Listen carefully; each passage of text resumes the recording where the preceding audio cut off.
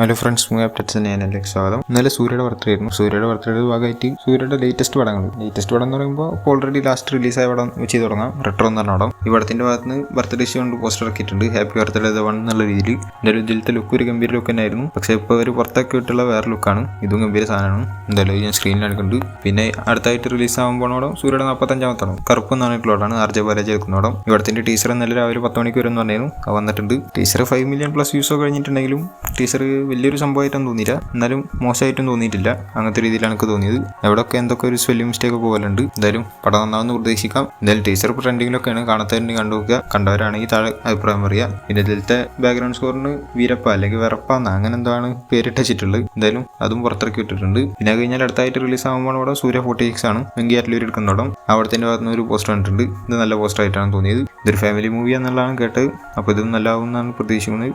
ഈ 2 പടങ്ങളും അടുത്ത വർഷമായിരിക്കും റിലീസ് ഉണ്ടാവുക. അപ്പോൾ ഇതുപോലത്തെ അപ്ഡേറ്റ്സിനായി സ്പെഷ്യൽ വീഡിയോസിനായി എൻ്റെ ചാനൽ സബ്സ്ക്രൈബ് ചെയ്യുക. ബെൽ ഐക്കൺ ക്ലിക്ക് അടുത്തൊരു വീഡിയോ കാണുന്നതിനും ബൈ.